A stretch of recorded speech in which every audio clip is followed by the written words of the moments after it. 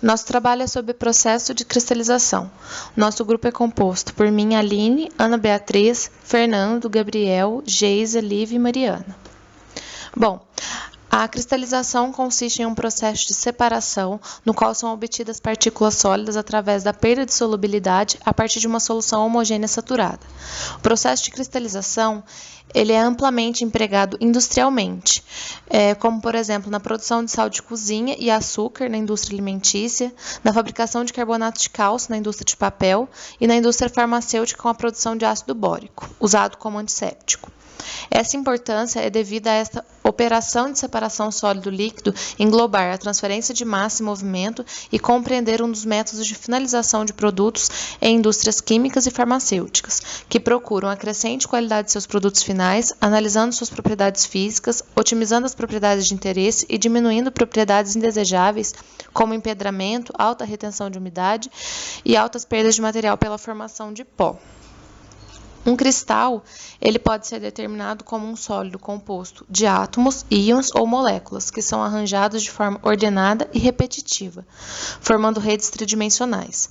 A distância e os ângulos que existem entre as partículas são organizados pelas condições de crescimento dos cristais. Em um ambiente onde há obstáculos ou potenciais não homogêneos, o crescimento é capaz de ser mais rápido e os cristais formados distorcidos quando comparados a ambientes que não possuem impedimento de outros cristais, mantendo suas formas fixas. Princípios de cristalização. A cristalização é o segundo processo de separação mais utilizado na indústria química, sendo de grande importância devido à grande quantidade de materiais que são comercializados na forma de cristais. A técnica de cristalização ela pode ser analisada tomando como referência diversos fatores.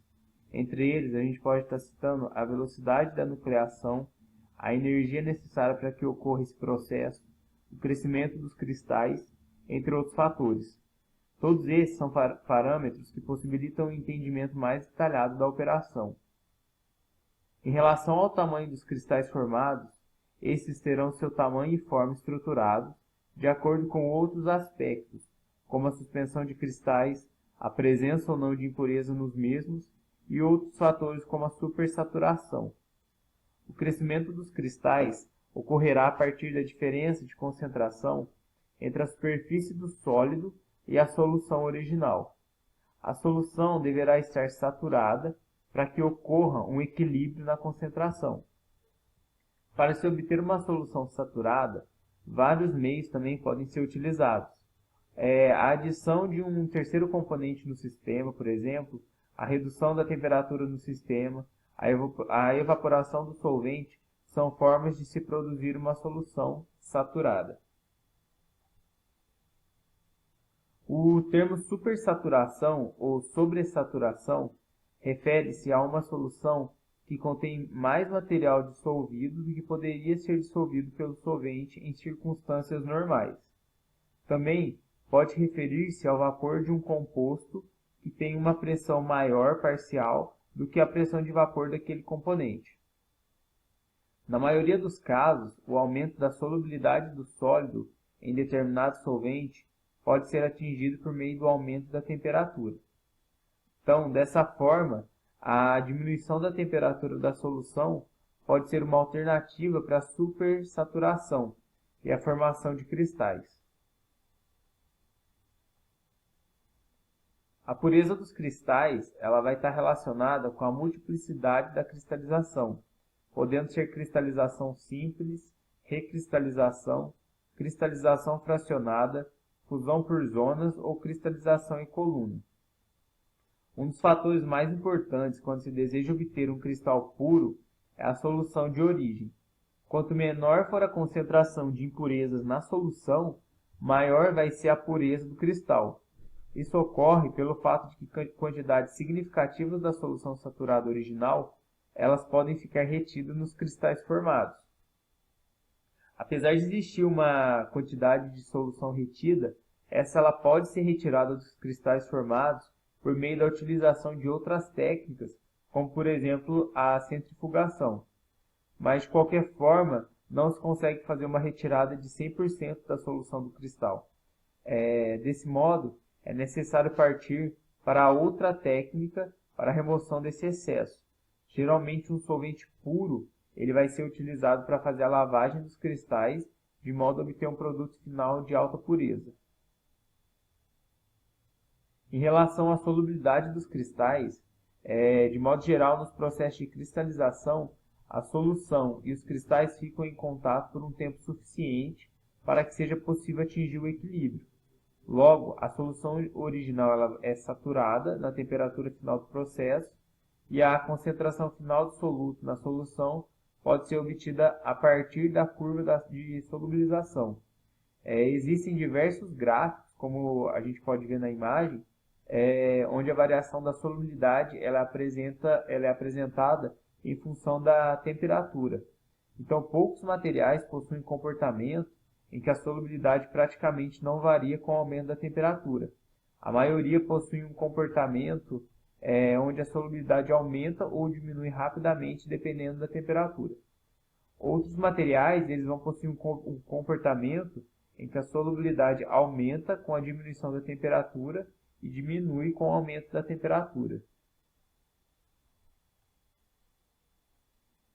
Em relação ao rendimento dos cristais, para se obter o rendimento dos cristais para esse tipo de processo, alguns parâmetros eles devem ser conhecidos também.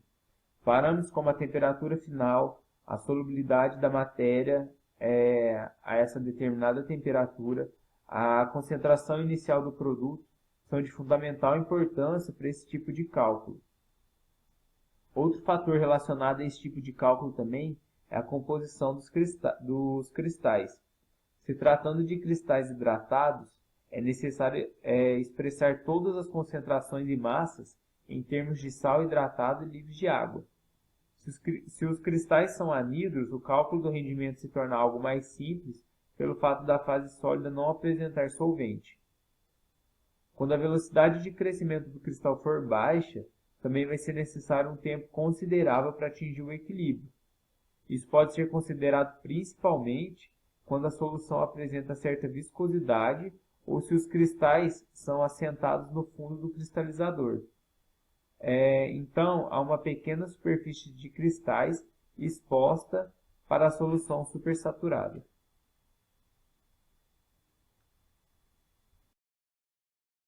O processo de nucleação ele vai ser responsável por dar início ao processo de cristalização. Para que isso aconteça, tem que obedecer algumas condições. Ou o processo tem que estar a baixas temperaturas, ou o líquido deve estar supersaturado. E para acontecer esse processo, dois métodos podem ser empregados: a nucleação primária ou a nucleação secundária. A nucleação primária ela é um resultado de uma flutuação rápida, ou seja, tem uma movimentação de partículas e de moléculas, e essa movimentação vai ter a formação de aglomerados. Com a adição de mais moléculas, esses aglomerados vão crescendo, só que ao mesmo tempo, outros aglomerados vão se quebrando e vão retornando ao estado de molécula. O nome homogênea, que pode ser ou nucleação primária ou nucleação homogênea, ele vai falar que quanto maior o cristal formado, menos esse cristal será solúvel em solução. Por isso, a solubilidade para cristais maiores vai ser menor. E os cristais pequenos, eles vão ficando em equilíbrio, eles vão se dissolvendo. Então, observando esse gráfico de concentração de soluto por temperatura, a gente consegue ver que se uma amostra está no ponto A, para ela estar no ponto A, ela tem que ter passado pela curva de solubilidade. Quando essa amostra está super resfriada, isso vai significar que ela pode começar o processo de cristalização, que ele começa ali em B. Se esse resfriamento é cessado, a concentração vai cair para o ponto C. E pelo gráfico, a gente também consegue perceber que entre as duas curvas, a curva de solubilidade e a curva de supersolubilidade, não é possível o crescimento de nenhum cristal. Só que, a partir da curva CD, vai indicar que a nucleação espontânea vai transitar para o processo de cristalização. Então, não vai ter nucleação espontânea mais, já vai iniciar o processo de cristalização. Esse segundo método de nucleação, que é a nucleação secundária ou de contato, ele é considerado mais efetivo que o primeiro, que é a nucleação primária. Como que ele acontece? Ele começa por meio de colisões entre os cristais e a parede do recipiente, e esse recipiente está sob a ação de um agitador. Então, nisso, a nucleação começa a acontecer. Então, a gente consegue perceber que a agitação tem uma importância muito grande nesse tipo de nucleação. Só que essa técnica não é muito explorada. A gente sabe que ele é mais efetivo que o primeiro, só que a gente não tem informação específica sobre ele. Então, sobre o crescimento do cristal, a gente vai poder explicar agora essa equação que caracteriza a transferência do crescimento do cristal em base no equilíbrio da interface da solução do cristal. Então, aí, dm/dt vai indicar a taxa de massa depositada na superfície do cristal, A é a área de superfície do cristal, KI é o coeficiente de transferência de massa, E é a concentração da massa bruta de solutos na solução supersaturada e E1 é a concentração de massa do soluto na solução em saturação. Ao mesmo tempo que isso, Nernst propôs que havia uma película fina de solução adjacente ali à face do cristal. Então, o soluto vai passar por difusão molecular por essa película fina. E aí ele chamou de KE a incógnita que vai ser difusividade dividido pela espessura da película. Em contrapartida a isso, Mears afirmou que quando uma solução aquosa está em contato com os cristais de clorato de sódio, disse que a interface cristal-solução está supersaturada. Com isso, ele concluiu que existem duas fases de crescimento do cristal e chamou essa teoria de difusão-reação. Então, ele pegou a equação 1 e colocou ela exatamente igual com o KE, e nesse caso, EI vai ser a concentração supersaturada na interface. Em seguida, como as moléculas de soluto estão integradas na estrutura do cristal, ele vai assumir que vai ocorrer uma primeira ordem na interface cristal-solução. E aí, então, vai gerar essa próxima equação, dm/dt, que é KI a EI menos EY. Então, comparando as duas equações, a gente vai gerar essa terceira equação, onde KE vai ser dependente da velocidade da solução relativa do cristal. Então, a partir do gráfico, a gente pode ver que a velocidade interfere diretamente na forma que o crescimento do cristal é controlado. Quando a velocidade é baixa, o crescimento ele vai ser regido pela transferência de massa. Em contrapartida, quando a velocidade é alta na superfície, a cinética vai governar o crescimento, que vai mostrar, então, que KE é maior que KI. Como tipos de cristalização, a gente pode citar 4. O primeiro deles é a cristalização por arrefecimento, que é quando a solubilidade vai aumentar com o aumento da temperatura. Esse tipo de cristalização é o mais eficiente para produzir a supersaturação. A cristalização drawing out ocorre com a adição de um composto que vai reduzir a solubilidade do soluto. Então, com essa redução, ele vai reduzir também o consumo de energia. A cristalização fracionada, ela acontece quando as substâncias das misturas são sólidas e esse é o método utilizado para separá-las. Essas substâncias sólidas, elas são dissolvidas em solução e em seguida ocorre a evaporação dessa solução que vai resultar na cristalização dessas substâncias. E por último, a cristalização por evaporação, ela é realizada com a concentração da solução por meio da ebulição do solvente. Então, o equipamento vai operar continuamente e a ebulição do solvente vai ocorrer de forma rápida, ou seja, a transformação do líquido em vapor é agilizada. Então, deve ter atenção com esse tipo de equipamento, porque a temperatura elevada ela pode trazer o espumejamento do solvente ali dentro do equipamento. Pode acarretar corrosão também, incrustação no material. Então, essa pode ser uma desvantagem desse tipo de cristalização. Para realizar a cristalização de uma substância, é necessário determinar a curva de solubilidade. Por exemplo, compostos onde a solubilidade diminui consideravelmente com a diminuição da temperatura, é viável que ocorra uma cristalização por resfriamento. Já no caso do NaCl, a cristalização por resfriamento não é viável, uma vez que a solubilidade do sal diminui aproximadamente 10% quando ocorre uma queda de temperatura de 100 para 0. O produto de solubilidade, que é representado pelo KCS, é uma constante de equilíbrio entre um sólido não dissolvido e os seus íons. Esta tabela mostra os valores de Kc para diversos componentes em uma temperatura relacionada ao Kc. O balanço de massa é feito seguindo uma série de equações, que estão descritas a seguir. Por exemplo, o hidróxido de alumínio é um composto orgânico pouco solúvel. Ele apresenta um Kc de 1,1 vezes 10 elevado a menos 15 a 18 graus Celsius. Então, sua dissolução ela pode ser descrita de acordo com a primeira equação. Pela lei de ação de massa, o valor de Kc ele pode ser calculado por essa segunda equação, descrita no slide. E, além disso, a gente tem a constante Ka, que ela é utilizada para compostos que apresentam uma menor solubilidade, dependendo do solvente. Numa reação, muitas vezes, o calor é absorvido pela solução. Isso ocorre quando um composto ele se dissolve no solvente isotermicamente.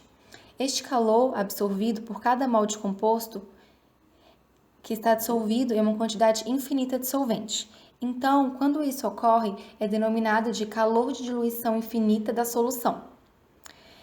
A dissolução dos cristais no solvente produz uma quantidade de calor que varia em função da concentração deste composto. O calor da solução na saturação e na cristalização apresentam quantidades iguais, no entanto, os sinais são opostos. No cálculo de balanço de energia para o processo de cristalização, é necessário levar em consideração o calor específico do soluto e do solvente e também o calor de vapor. Porém, todos esses dados eles podem ser encontrados no diagrama de entalpia por concentração mostrado no slide para a mistura de sulfato de magnésio com água. Equipamentos de cristalização. A cristalização com perda de calor ou por evaporação são as mais comuns. Primeiramente, escolhe-se o tipo de cristalização. Depois, é necessário escolher o cristalizador que mais se adequa a essa seleção. Deve-se verificar o solvente a ser utilizado e o material a ser cristalizado. Além disso, as características do produto final, que é o cristal a ser obtido, também são determinantes na escolha do equipamento. A principal função de um cristalizador é provocar uma supersaturação, e a forma com a qual a supersaturação é provocada é possível determinar qual cristalizador vai ser utilizado. Um deles é o tanque de cristalização ou cristalizadores com permutador externo, que são para supersaturação causada por resfriamento da solução com evaporação considerável.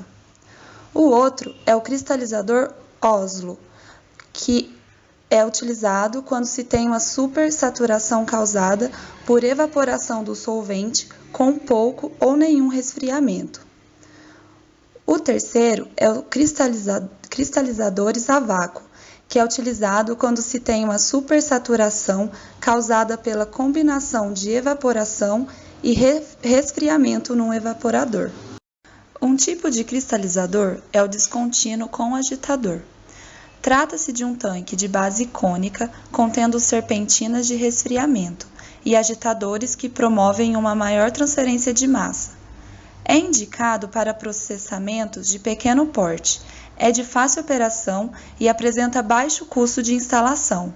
Porém, a capacidade desses cristalizadores é pequena, há pouca solubilidade nas superfícies das serpentinas e leva a um produto irregular. Esse tipo de cristalizador é muito utilizado em indústrias farmacêuticas e na química fina. Outro tipo é o cristalizador contínuo, também conhecido como cristalizador com permutador externo. Esse cristalizador de resfriamento opera de forma contínua. Consiste numa grande calha semicilíndrica com 60 cm de largura e 3 metros de comprimento, com camisa de água de resfriamento e um misturador na forma de um espiral que gira cerca de 7 RPM. Esse cristalizador é adequado somente quando a cristalização pode ocorrer com apenas o resfriamento. Fornecem cristais uniformes, porém quebras podem ocorrer devido ao agitador. Esse tipo de cristalizador tem aplicação na indústria de fabricação de açúcares, tanto o refinado, o branco, o bruto e subprodutos. Outro tipo de cristalizador é o Oslo, que é semelhante ao cristalizador de circulação forçada. É largamente utilizado e controla a distribuição granulométrica dos cristais, garantindo um produto final de qualidade. É utilizado em processos nos quais a cristalização se dá por evaporação. Os materiais apresentam coeficientes de solubilidade baixos, gerando evaporação do solvente com uma variação mínima da temperatura. Ele é aplicado para a cristalização de cloreto de sódio, sulfato de sódio, ácido nítrico, ureia, açúcares e até entre outros. O cristalizador a vácuo pode ser operado de forma contínua ou descontínua. A evaporação é obtida pelo flash da solução quente num vaso sob pressão baixa. O magma, ou suspensão de cristais, é circulado para fora do tanque principal através de um cano de circulação com a ajuda de uma bomba. Este magma segue para um trocador de calor, o qual aquece a uma temperatura até 6 Kelvin. Depois disso, o líquido aquecido se mistura com o líquido contínuo no tanque principal, o que causa a supersaturação. Os cristais, então, se depositam na superfície até que circulem novamente. O vapor sai pelo topo do cristalizador. Um ejetor de jato de vapor cria o vácuo. Esse tipo de cristalizador é utilizado no tratamento de efluentes líquidos em refinarias de petróleo. Na cristalização a partir da fusão, pode atribuir que essa cristalização, a partir do estado fundido, é uma técnica de separação, por purificar a mistura e possuir uma maior seletividade quando comparada a outros processos de cristalização. Essa prática não utiliza solvente, fazendo o processo ser ambientalmente positivo, descartando o uso de substâncias tóxicas. Outro benefício dessa técnica é sua baixa energia de consumo, visto que o calor de fusão de diversos compostos orgânicos é de 2 a 5 vezes menores que o calor de evaporação de processo de destilação. Porém, o processo é inviável para algumas finalidades, como, por exemplo, o tempo demorado para o crescimento do cristal. O tempo excessivo deve-se ao fato de que, para um alto rendimento de purificação, é necessário que a cristalização ocorra muito lentamente, em equipamentos muito volumosos. Bom, essa técnica é aplicada principalmente para a ultrapurificação, separação de isômeros e purificação de componentes instáveis termicamente.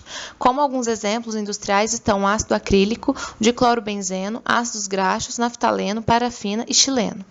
A partir da massa fundida, é necessário o resfriamento da mesma para a formação dos cristais. O termo resfriamento indireto é a técnica mais comumente aplicada para esse fim.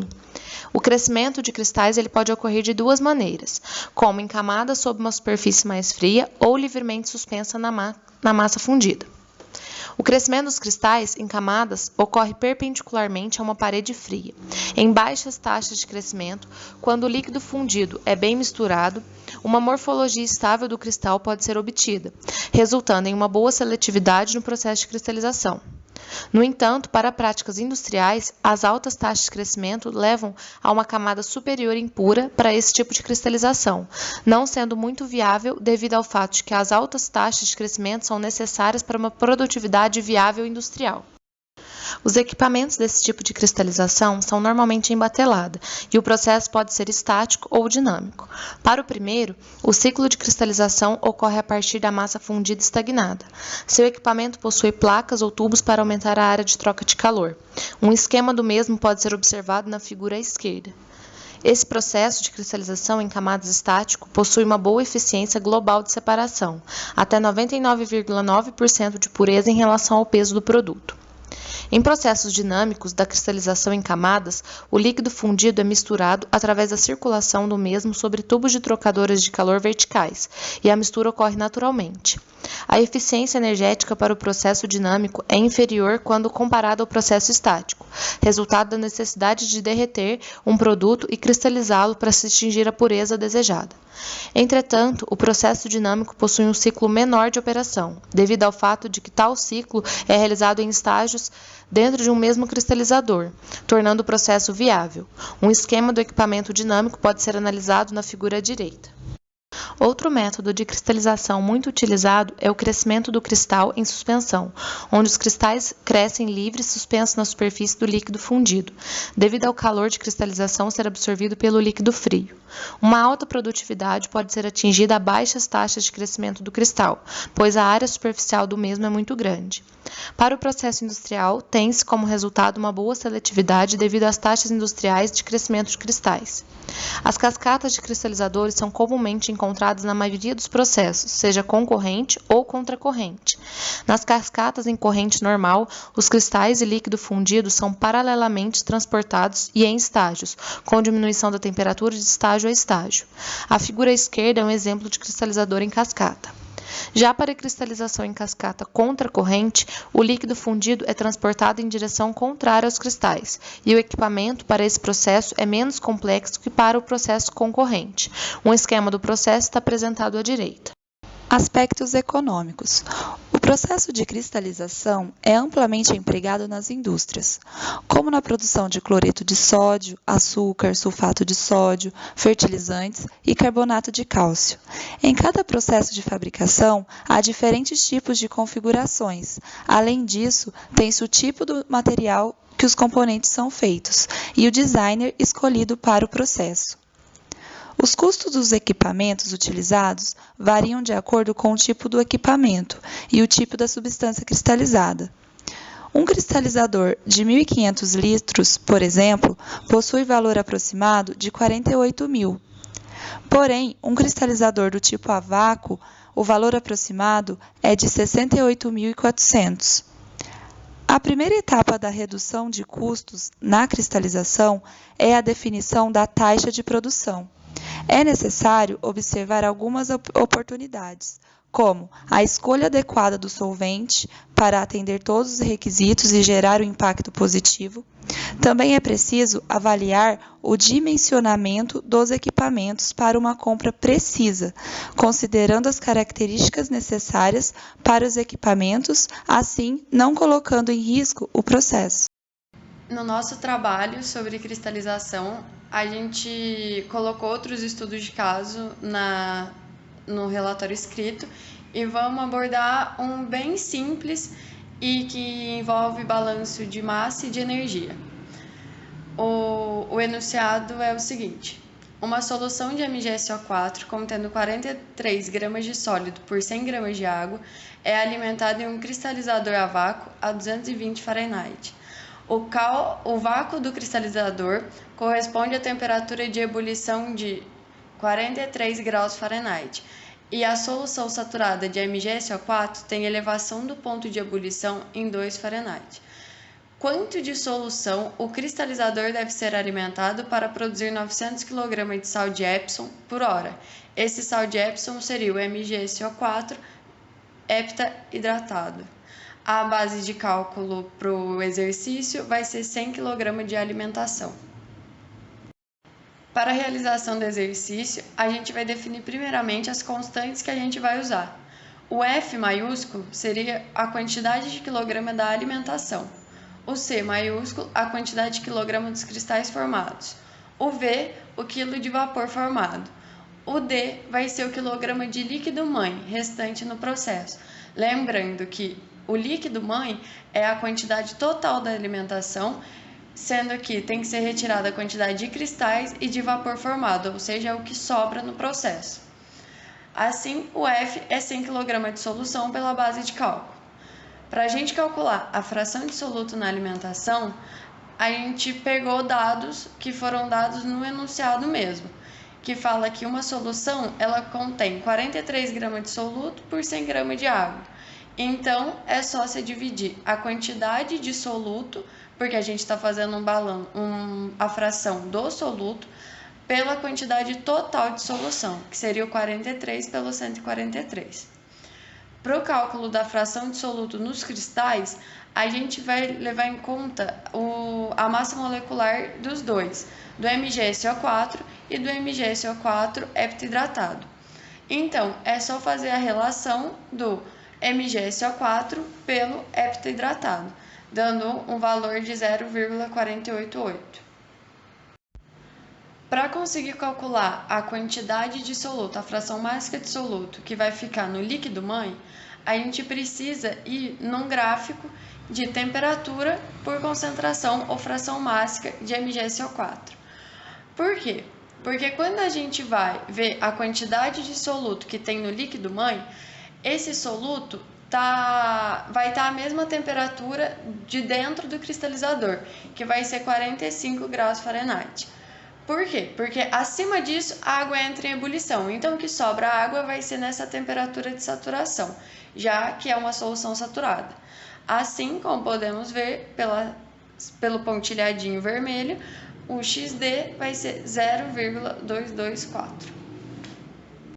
Com esses valores calculados, a gente pode fazer um balanço de massa para o componente, que é o MgSO4 no caso. Aí, o que acontece? Vai ser tudo que entra, vai ser igual a tudo que sai. A fração mássica do que entra vezes a quantidade que entra, a fração mássica que forma os cristais vezes a quantidade de cristais e a fração mássica que forma a água-mãe vezes a quantidade que fica nessa água-mãe. Lembrando que esse líquido mãe pode ser reescrito da forma como está mostrado, porque você tem que tirar a quantidade de cristais e de vapor formado. Substituindo os valores, chegamos na equação 1. Continuando, agora nós vamos calcular o balanço de entalpia do processo. Primeiramente, a gente vai calcular a entalpia do vapor, que ela é dada a 45 graus Fahrenheit. E a gente conseguiu achar essa entalpia, no caso do livro utilizado, na apêndice 7. O valor, então, é de 1081,1 BTU por libra. As demais entalpias dos outros produtos do processo foram obtidas através do diagrama ao lado. O diagrama relaciona a quantidade de entalpia em BTU por libra pela fração mássica de MgSO4 e a temperatura. No caso, a alimentação está a 220 graus Fahrenheit e a fração de soluto na alimentação é 0,3. Então, como a gente pode ver na linha vermelha, a quantidade de entalpia é de 45 BTU por libra e já convertendo 25 quilocalorias por quilograma. A entalpia do líquido mãe, que está a 45 graus Fahrenheit, e a quantidade de soluto no líquido mãe é de 0,224, é de menos 55 BTU por libra e menos 30,56 quilocaloria por quilograma. É a linha amarela do gráfico. Do mesmo modo, para os cristais, é a linha azul representada no gráfico.